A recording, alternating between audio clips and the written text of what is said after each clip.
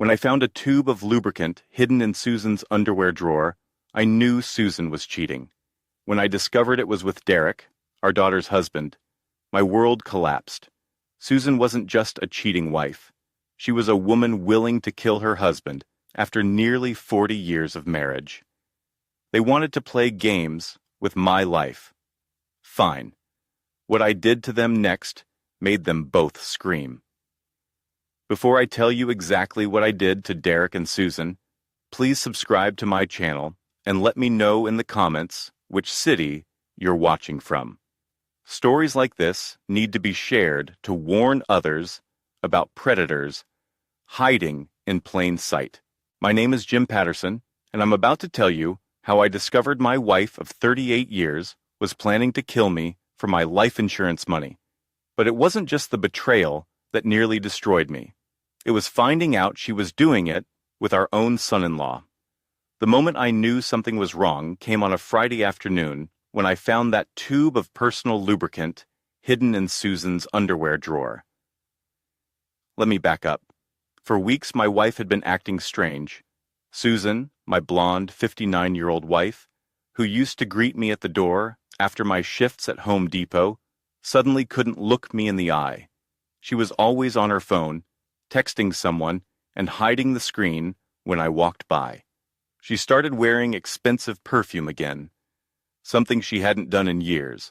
Then there was Derek Martinez, our son-in-law. The 33-year-old landscaper, married to our daughter Jessica, had been showing up at our Tampa home constantly, always with excuses. He needed tools. He wanted to check the sprinkler system. He was worried about our palm tree. But Derek only came when I was supposed to be at work, late. That Friday, I came home early with a migraine and found Derek's white pickup truck parked across the street. I walked quietly into our house and heard voices from the kitchen. Susan's laugh, but different, younger, flirtatious. "You're terrible," I heard her say, followed by Derek's deep chuckle. When I walked into the kitchen, Susan jumped up so fast her chair scraped the floor. Derek was leaning against my counter, drinking coffee from my favorite mug, looking perfectly relaxed. "Jim," Susan's voice was too bright, "you're home early?" Derek flashed his easy smile. "Just checking that irrigation system, Jim. Noticed some brown spots on your lawn." The explanation was reasonable, but something felt wrong. Susan's flushed cheeks, the way they'd both startled when I appeared, the intimate way they'd been talking. Derek left quickly, but I caught the look that passed between them. It lasted only a second, but it was loaded with meaning, the kind of look that said they'd continue their conversation later. That night, Susan was unusually attentive. She made my favorite pot roast and kept asking about my headache. Her kindness should have comforted me, but it felt performative, like she was overcompensating for something. The next morning, Susan was still asleep when I got up to find my reading glasses. I thought I'd left them on my nightstand, but they weren't there. Maybe they'd fallen behind the dresser during the night. I quietly opened Susan's dresser drawer, thinking they might have slid over to her side. That's when my fingers brushed against something that didn't belong among her silk underwear and nightgowns. A tube of personal lubricant, expensive, high-end, still in its original packaging. I stared at it in the morning light filtering through our bedroom window. My reading glasses were forgotten. Susan and I hadn't been intimate in over 2 years. We'd both accepted it as part of getting older. So why did she have this? And why was it hidden like a guilty secret? I put everything back exactly as I'd found it, my hands trembling. The woman sleeping peacefully beside me, the woman I'd loved for nearly 4 decades, suddenly felt like a complete stranger. And I had no idea how much worse it was about to get. That discovery changed everything. I needed concrete evidence, not just suspicions. I needed to hear the truth with my own ears. Monday morning, I kissed Susan goodbye, like always. But everything felt different.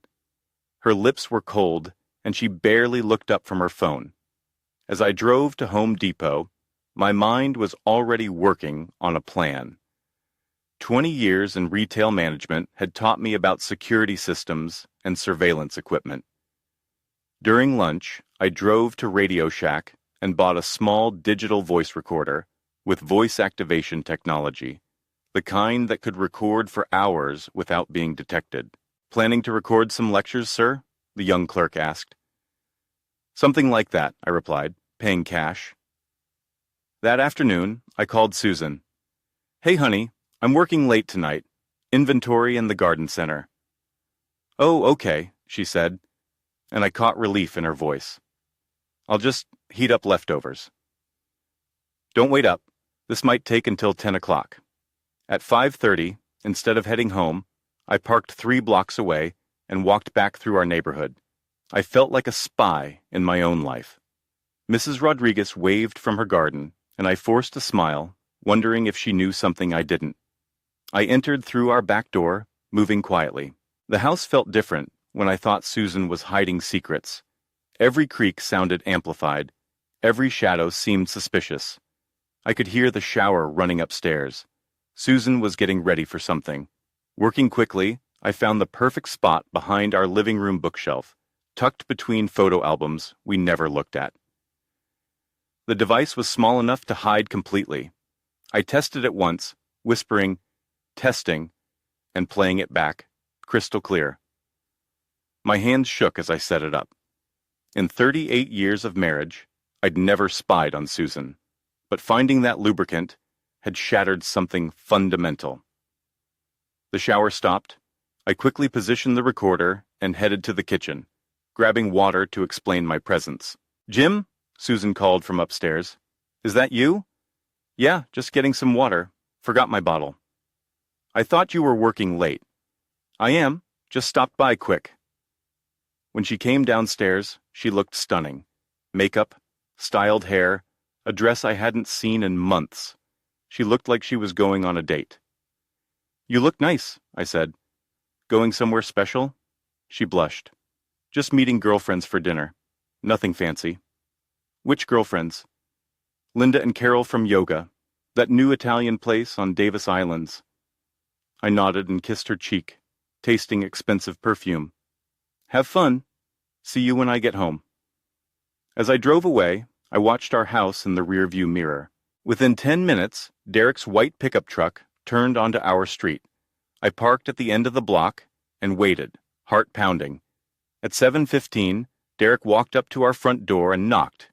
Susan answered immediately, like she'd been waiting by the window. Even from a distance, I could see how she smiled at him, how she stepped aside to let him in, how she closed the door quickly behind him. I sat in my truck for an hour, watching our house, watching the drawn curtains, thinking about the recording device hidden in our living room. Tomorrow I would have answers. Tomorrow I would know the truth. But as I finally drove back to Home Depot, I realized I was terrified of what that truth might be. The next evening, I sat in my truck outside Home Depot for 20 minutes, staring at the small digital recorder in my hands. I'd retrieved it that afternoon, while Susan was at her supposed yoga class. The device showed 2 hours and 37 minutes of recorded conversation. I was terrified to press play. Finally, I put in the earphones and hit the button. At first, there was just silence. Then the sound of our front door opening. "I was starting to think you weren't coming." Susan's voice, soft and intimate. "Sorry, baby. Had to finish a job in West Chase. Traffic was murder." Derek's voice, equally intimate. The way he called her baby made my stomach turn. I fast-forwarded through small talk about his landscaping work, her complaints about my long hours at Home Depot. Then Derek's voice became more serious. "So, did you call the insurance company?" My blood went cold. "I did," Susan replied. "The policy is definitely $500,000, and I'm the sole beneficiary." "Good. And you're sure he doesn't suspect anything?" "Jim knows he's clueless. Thinks I'm just going through menopause or something. He has no idea I know about his high blood pressure medication. I pressed pause, my hands shaking. Blood pressure medication. I didn't have high blood pressure. What were they talking about? I hit play again. The pills I got from my contact at the pharmacy look identical to his regular ones, Derek was saying, but these will gradually increase his blood pressure over time, make it look like a natural heart attack. How long? Susan asked.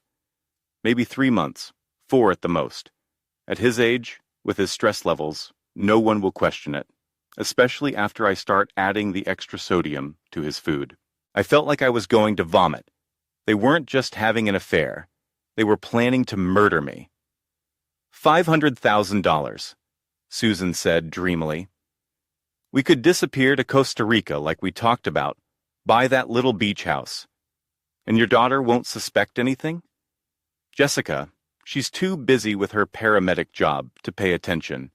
Besides, she likes you.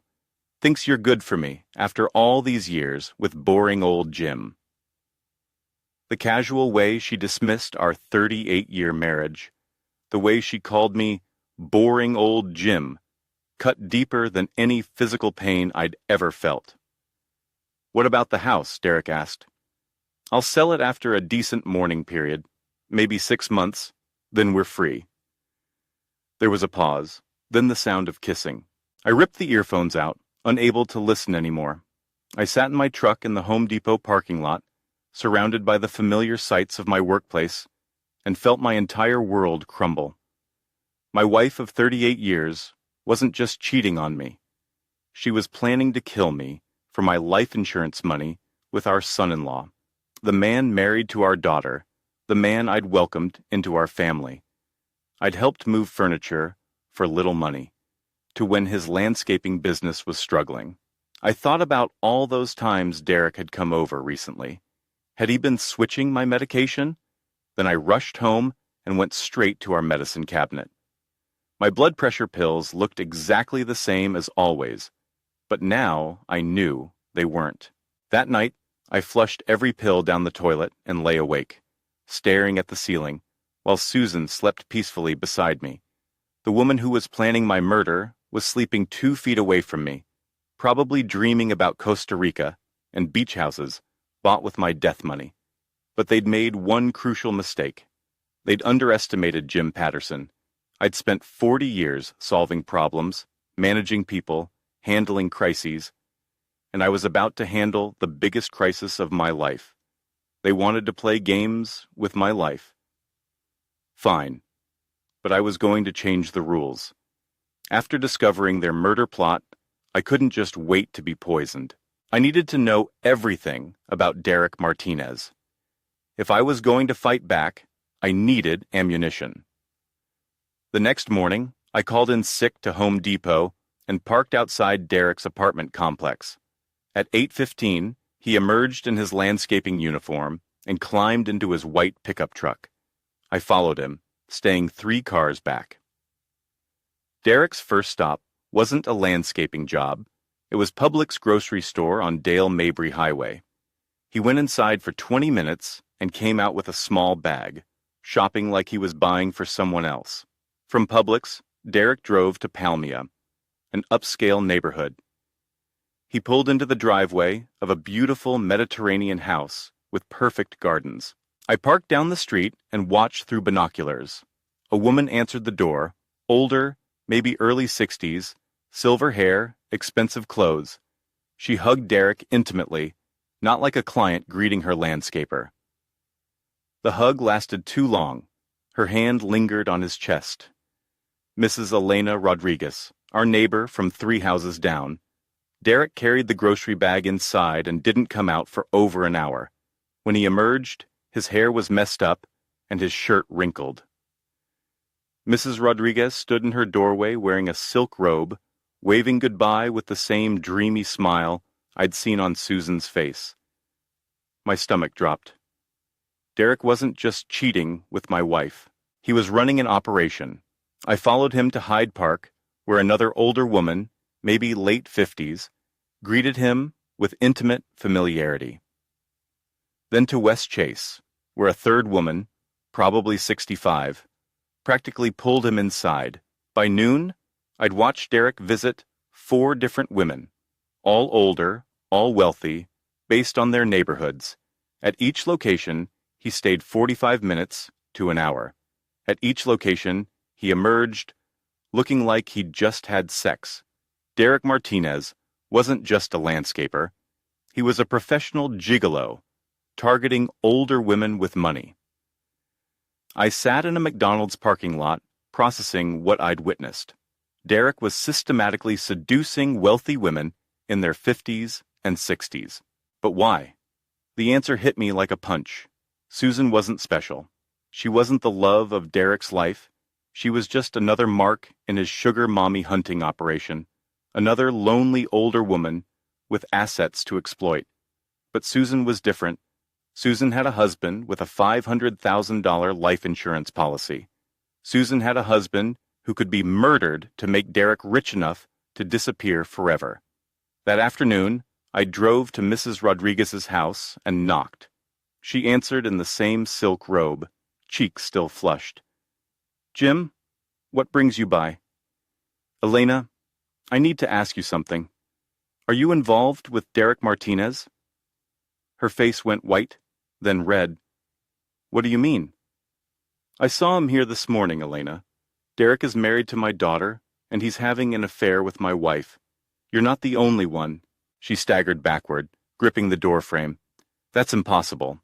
Derek loves me. He's going to leave his wife." "Has he asked you for money? Access to your accounts?" The look on her face told me everything. Derek Martinez was a professional con artist, and he'd been playing all of us. Mrs. Rodriguez broke down, crying on her doorstep, revealing the true scope of Derek's operation. "He said his landscaping business was struggling," she sobbed. "I've given him $15,000 over 6 months for equipment, truck payments, business investments." My blood boiled. "What about your will, Elena?" Her face crumpled. "He helped me update it last month. Made him a beneficiary for $25,000. Derek wasn't just stealing money. He was positioning himself to profit from their deaths. Over the next 2 days, I investigated Derek's other victims. What I discovered was a systematic con game running for at least 2 years. Margaret Chen, in Hyde Park, had given Derek over $30,000 for various emergencies. He promised to marry her while slowly bleeding her dry. Patricia Williams, in West Chase, had been paying Derek's rent for 8 months. She thought they were living together, but Derek convinced her he needed his own place for business. Linda Foster in South Tampa had bought Derek a new truck as an engagement gift. Derek promised to propose on her 70th birthday. Each woman thought she was Derek's only love. Each woman was being financially exploited. Each had been manipulated into changing legal documents in Derek's favor. But Susan was the biggest prize. Susan wasn't just giving money, she was helping commit murder for $500,000. Derek had researched his targets carefully: lonely widows and unhappy wives with significant assets, women whose husbands were either dead or could be made dead. I estimated he'd stolen over $100,000, with potentially millions more in inheritance money if his plan succeeded. That's when I made my decision. This couldn't just be about revenge on Susan and Derek for trying to kill me. This had to be about protecting all of Derek's victims and ensuring he could never hurt another woman. Derek thought he was smart, targeting older women he assumed were vulnerable. But he'd made one crucial mistake. He'd targeted the wrong man's wife. I'd spent my career solving problems and managing crises. I knew how to plan, execute, and permanently resolve problems. Derek wanted to play games with people's lives. Fine. I was going to end his game once and for all. The plan forming in my mind was elegant in its simplicity. Derek had used intimacy as a weapon against these women. I was going to use that same intimacy to destroy him publicly, humiliatingly, in a way that would expose his crimes to everyone and ensure he could never victimize another woman. Susan thought she was going to be rich. Derek thought he was going to disappear to some tropical paradise with stolen money. They were both wrong. I was going to make sure the whole world saw exactly what kind of monsters they really were, and I knew exactly how to do it. That night, I sat in my garage workshop, surrounded by tools and supplies, my mind working like the problem-solving machine it had been for 40 years. Derek and Susan wanted to destroy me. Fine, but I was going to destroy them first, and I was going to do it in a way that exposed their crimes to the entire world. The plan had to be perfect, it had to be public, and it had to ensure that Derek could never hurt another woman. My years managing Home Depot had taught me about chemicals, adhesives, and industrial supplies. I knew exactly what I needed, and I knew how to get it without raising suspicion. The centerpiece of my plan was elegantly simple. Derek and Susan were using intimacy as their weapon. I was going to turn that weapon against them. They wanted to be together. I was going to make sure they were stuck together, literally industrial superglue, the kind we used for heavy construction projects at Home Depot. Once it bonded, it required professional medical intervention to separate. It would be painful, humiliating, and impossible to hide. But the glue was just the beginning. I needed to ensure maximum public exposure. I needed witnesses, I needed emergency responders, I needed the entire neighborhood to see what Derek and Susan really were. The smoke detector plan came to me while I was reviewing our store's fire safety protocols. A triggered smoke alarm would bring the fire department, and if there were sounds of people in distress, they'd break down doors to save lives. My daughter Jessica was a paramedic supervisor. There was a good chance she'd be on the responding team. This was the part that made me pause. Jessica would have to see her mother and her husband in the most humiliating situation imaginable. She'd have to witness the destruction of her marriage and her family in the most public way possible. But Jessica was also Derek's victim. She deserved to know what kind of man she'd married. She deserved to know that her husband was a predator who'd been planning to destroy our family. I spent the weekend gathering supplies, industrial superglue from our warehouse, a Bluetooth speaker, small enough to hide but loud enough to simulate screams for help, smoke detector batteries, and a remote trigger system I built, using electronics knowledge from my early days in retail. The hardest part was getting access to Susan and Derek's meeting place, but I'd been watching their pattern for weeks. They always used our house when I was supposedly working late. They felt safe there, comfortable, careless. That carelessness was going to be their downfall. I tested every component of my plan. The smoke alarm would trigger. The Bluetooth speaker would broadcast sounds of distress. The fire department would respond. They'd break down the door to save lives. They'd find Derek and Susan stuck together with industrial adhesive, unable to separate, unable to hide, unable to deny what they were doing. The beauty of the plan was its simplicity. I wouldn't have to confront them directly. I wouldn't have to prove anything in court. The evidence would be literally stuck to their bodies. The entire neighborhood would witness their humiliation. Derek's other victims would see him for what he really was. But most importantly, Jessica would know that the truth. She'd see that her husband was a con artist and her mother was a would-be murderer. It would hurt her, but it would also free her from Derek's manipulation. As I sat in my garage that Sunday night, putting the finishing touches on my plan, I felt something I hadn't felt in weeks. Control. For the first time since finding that lubricant in Susan's drawer, I wasn't the victim. I wasn't the target. I was the hunter. Derek Martinez had spent 2 years destroying women's lives. Tomorrow, I was going to destroy his. Monday morning, I walked into Home Depot, knowing this might be my last day as just a retail manager. I was about to become something else entirely. My first stop was our commercial supply room, industrial superglue, the kind used for heavy construction. The label warned that skin contact required immediate medical attention. Perfect. The glue was clear, odorless, with the same consistency as personal lubricant.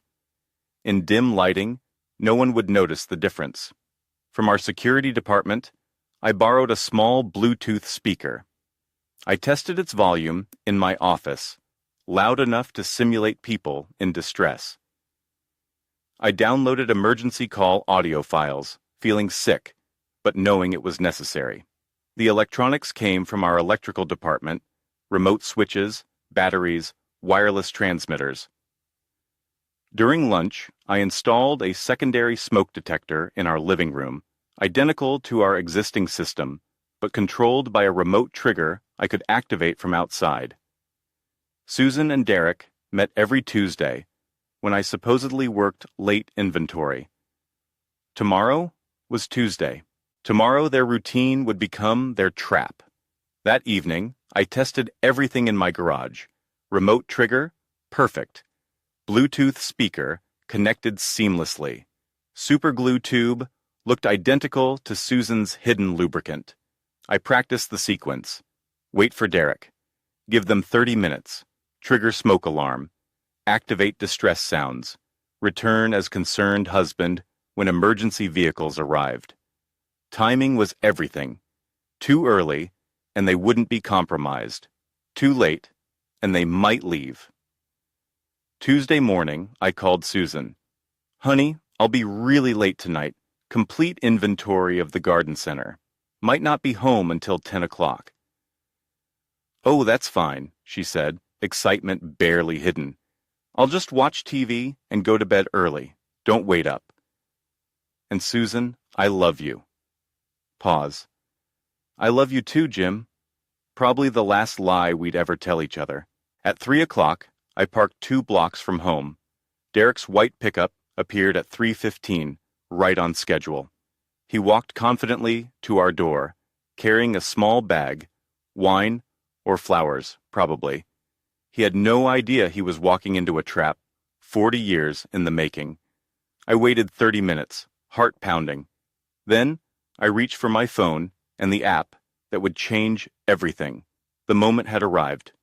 Derek's white pickup sat in our driveway, and I knew Susan and Derek were inside, probably sharing wine and planning their future with my life insurance money. Time to set the final piece of my trap. I waited until 4 o'clock, giving them time to get comfortable and confident. Then I quietly approached our house through the backyard, using my spare key to enter through the kitchen door. I could hear voices and laughter from upstairs, relaxed, intimate sounds of 2 people who thought they were completely safe. Moving silently through my own house felt surreal. Every creak of the floorboard seemed amplified. Every shadow felt dangerous. But I'd been planning this moment for days, and my hands were steady. First stop, our bedroom. Susan's underwear drawer was slightly open. She'd probably grabbed the lubricant in preparation for Derek's arrival. I found the tube exactly where I discovered it weeks ago, hidden beneath silk and lace like a guilty secret. This was the moment of truth. I unscrewed the cap and emptied the clear gel into our bathroom sink, watching it swirl down the drain. Then I refilled the tube with industrial superglue, screwing the cap back on carefully. The substitution was perfect. Same clear consistency, same packaging, same weight. In the heat of passion, they'd never noticed the difference. I placed the tube back exactly where Susan had hidden it and moved to position my electronic devices. The Bluetooth speaker went behind our living room couch, small enough to be invisible, but positioned for maximum audio impact. I tested the connection. My phone showed a strong signal. The modified smoke detector was already installed, blinking innocently on our ceiling. To anyone else, it looked like standard safety equipment. Only I knew it was connected to the remote trigger in my pocket. I could still hear them upstairs. Susan's girlish laugh, Derek's confident voice, the sounds of two people who thought they were getting away with murder, completely unaware that justice was about to be served. Everything was in position. The trap was set. The substituted lubricant waited in Susan's drawer like a time bomb. The emergency response system was ready to activate at the touch of a button. I slipped back out through the kitchen and returned to my truck 2 blocks away. From there, I had a clear view of our house and could monitor the street for emergency vehicles when the time came. Now all I had to do was wait. Wait for them to get comfortable. Wait for them to use Susan's special preparation. Wait for the industrial adhesive to do its work.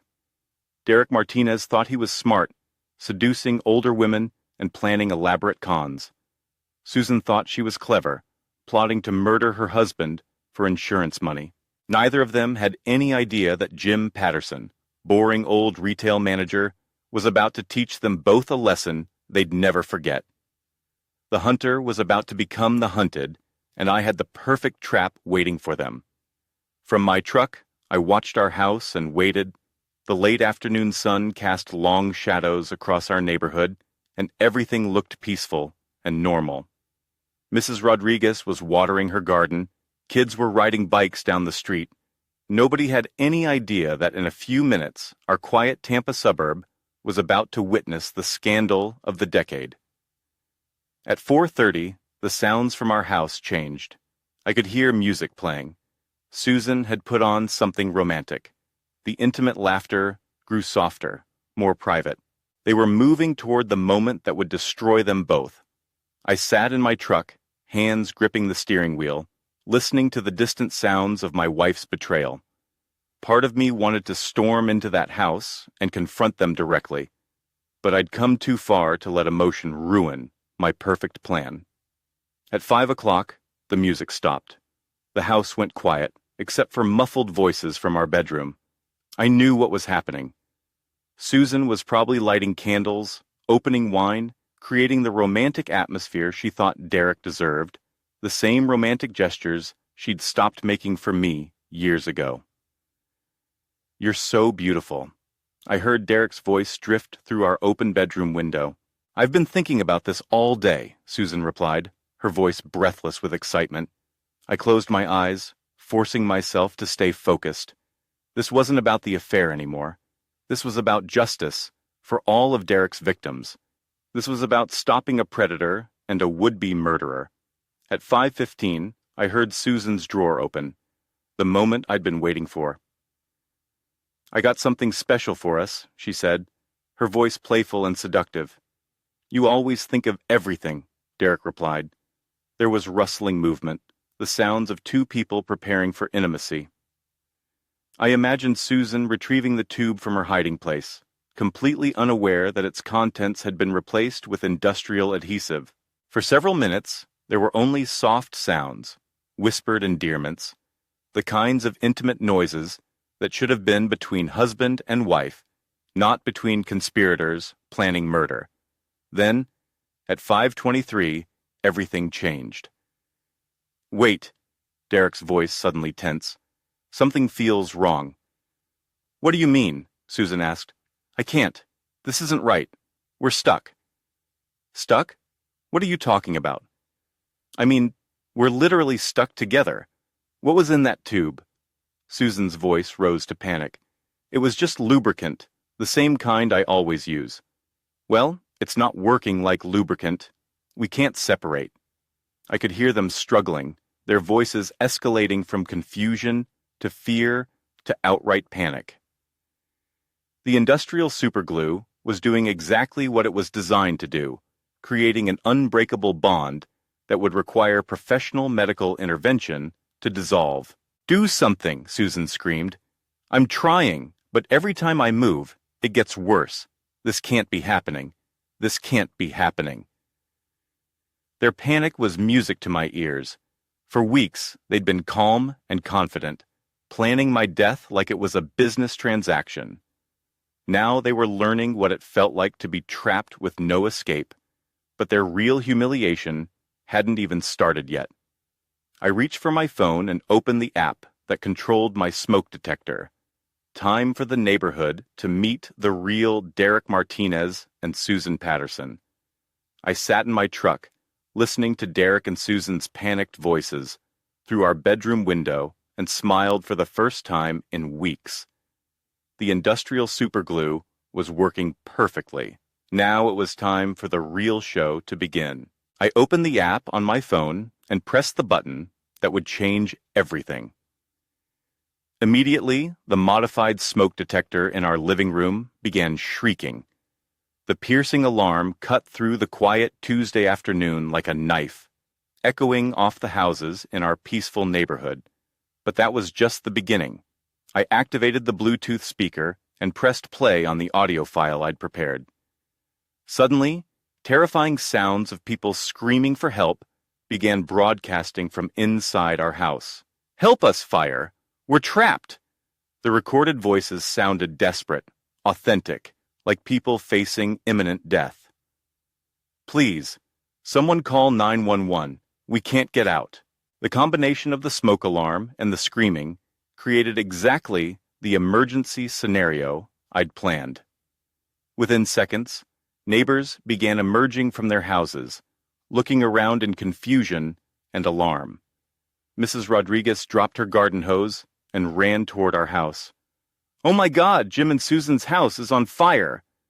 Mr. Chen from across the street grabbed his phone. "I'm calling 911. Fire department, there's a house fire on Maple Street with people trapped inside. We can hear them screaming." More neighbors appeared. Mrs. Williams from 2 doors down, the Johnsons with their teenage kids, old Mr. Foster walking as fast as his cane would allow. Within minutes, half the neighborhood was gathered on our front lawn, staring at our house with expressions of horror and concern. The beautiful irony was that Derek and Susan could hear everything happening outside, but they were in no position to call for help or explain their situation. They were literally stuck together in our bedroom, probably trying desperately to figure out how to get dressed and separate before anyone discovered them. "Where's the smoke?" Mrs. Rodriguez asked, looking at our house. "I don't see any flames." "Maybe it's just starting," Mr. Chen replied. "But listen, you can hear people screaming inside." The recorded distress calls continued broadcasting from my hidden speaker, creating the perfect illusion of a fire emergency with trapped victims. I'd even included sounds of coughing and choking to make it more realistic. From my truck, I could see Derek's pickup in our driveway. The neighbors were starting to notice it too. "Whose truck is that?" Mrs. Williams asked. "Isn't that Derek's?" Mrs. Rodriguez said slowly. "Jessica's husband. What would he be doing here when Jim's at work?" I could practically see the pieces clicking together in their minds. The neighbors who'd always thought Susan and Derek were just friendly in-laws were starting to realize there might be more to the story.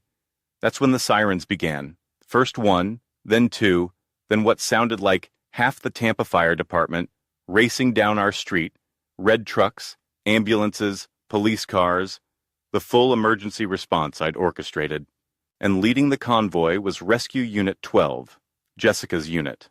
I watched my daughter jump out of the passenger seat, her paramedic supervisor uniform crisp and professional, her face focused and determined. She had no idea she was about to walk into the most devastating moment of her life. "What's the situation?" Jessica called out to the crowd of neighbors. "House fire with people trapped inside," Mr. Chen shouted back. "We can hear them screaming."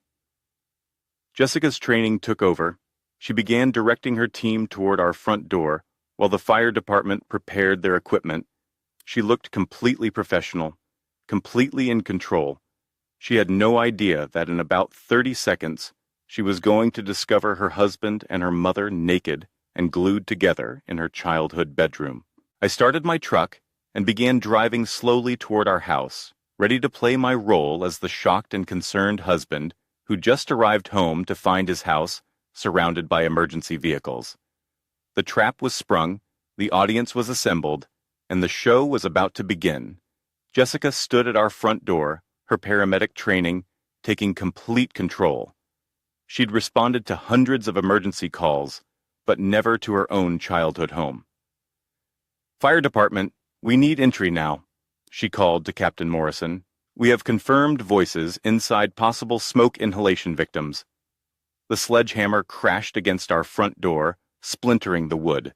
Jessica led her medical team inside, while firefighters followed with equipment and hoses. "Hello, fire department," Captain Morrison's voice boomed through our house. "Where are you? Call out if you can hear us." Jessica moved through our living room with professional efficiency, checking for smoke, looking for victims. The house seemed normal, no visible fire, no smoke, but the distress calls had been clear. From upstairs came Derek's muffled, desperate voice. "Up here, bedroom. We need help." Jessica's head snapped up. That voice was familiar. Too familiar. "Second floor, master bedroom," she called to her team, taking the stairs 2 at a time. She reached our bedroom door and knocked hard. "This is Tampa Fire Rescue. Are you injured?" "We need medical assistance," came Derek's strained voice. "There's been an accident." Jessica turned the doorknob and pushed open the door to her childhood bedroom. What she saw made her freeze completely. Derek, her husband Derek, was in bed with Susan, her mother Susan. They were both naked, clearly panicked, and somehow physically connected in a way that made no sense. For a moment, Jessica's mind simply couldn't process what she was seeing. Her professional training told her these were two people in medical distress. Her personal reality told her this was impossible. "Jessica," Derek's voice was barely a whisper. "I can explain. We're stuck," Susan said, not meeting her daughter's eyes. "Something went wrong with we can't separate." Jessica stood in the doorway, her medical bag in one hand, her radio in the other, staring at the two people who had just destroyed her entire world.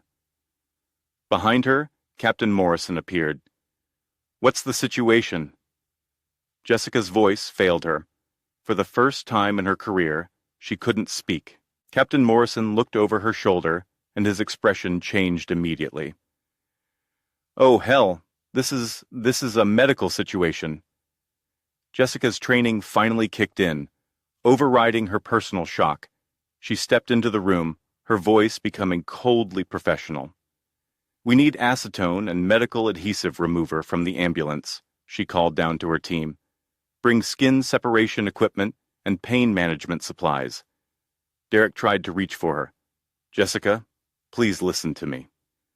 She stepped back, avoiding his touch. Don't talk right now." Susan was crying, but Jessica couldn't tell if it was from physical pain or emotional distress, maybe both. "How long have you been like this?" Jessica asked, her medical training forcing her to gather information. "About an hour," Derek replied. "We tried everything. We can't move without severe pain." Jessica nodded curtly and spoke into her radio. "This is Unit 12. We need additional medical support for adhesive extraction. 2 patients conscious and alert."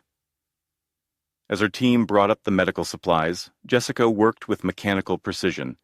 She'd separated people from industrial adhesives before, workplace accidents, pranks gone wrong, but never her own mother and husband. The irony wasn't lost on her that she was literally pulling apart the two people who had torn her family apart. While Jessica worked upstairs to separate Derek and Susan, I played my role perfectly outside. The crowd of neighbors had grown larger, and word was spreading through our Tampa suburb like wildfire. "I just can't believe this," Mrs. Rodriguez whispered to Mrs. Williams. "Susan and Derek right under Jim's nose. That poor man." Mr. Chen shook his head, looking at me with sympathy. 38 years of marriage. I stood among them, the picture of a devastated husband whose world was crumbling. "I don't understand any of this," I said, my voice breaking just enough to sound authentic. "Derek's